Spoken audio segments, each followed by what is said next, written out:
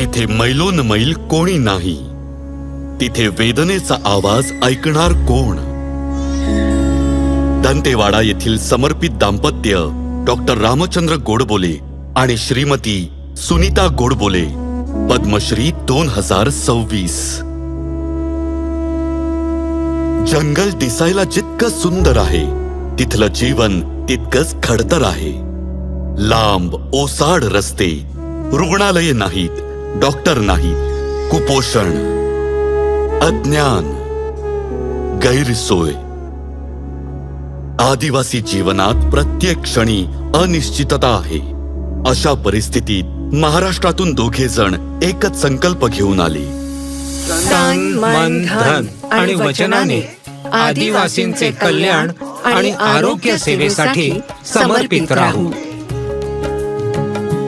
आदिवासी भागांमध्ये जाऊन तेथील लोकांसाठी काम करणं हे माझं ध्येय होतं. त्यांना आरोग्य सेवा मिळवणं किती कठीण आहे हे पाहिल्यानंतर माझ्या लक्षात आलं की आदिवासी भागामध्ये थोडंसं ज्ञान सुद्धा कोणाचा तरी जीव वाचवू शकते. जेव्हा मला याची जाणीव झाली तेव्हा त्यातूनच मला या कामाची जास्त प्रेरणा मिळाली. या दाम्पत्याने आपलं सुखी जीवन सोडून आदिवासींचं कल्याण हेच आपलं ध्येय बनवलं.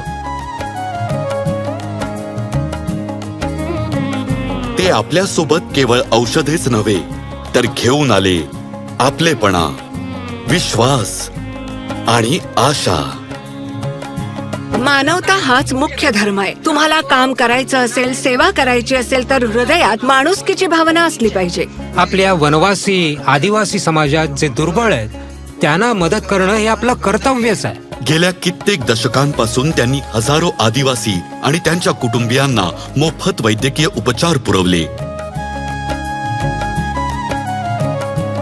आरोग्य शिबिरं आयोजित केली.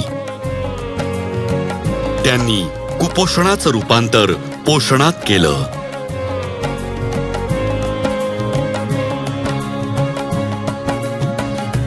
व्यसनाधीनता समूळ नष्ट करण्यासाठी पुढच्या पिढीला सक्षम केलं.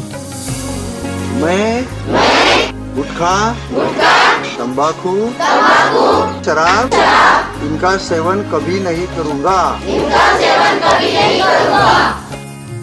त्यांच्या अनेक वर्षांच्या प्रयत्नांमुळे आदिवासी समाजात बदल घडू लागले. तन मन आणि बुद्धी वापरून जर तुम्हाला काम करायचं असेल तर त्याला प्रेमाची जोड द्या, म्हणजे तुमचे काम आणखी चांगल्या प्रकारे करू शकाल.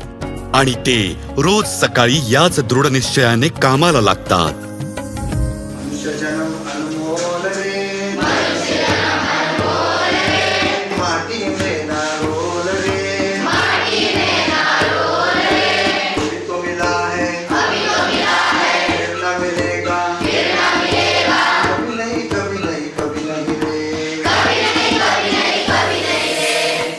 डॉक्टर रामचंद्र गोडबोले आणि सौ सुनीता गोडबोले, पद्मश्री 2026.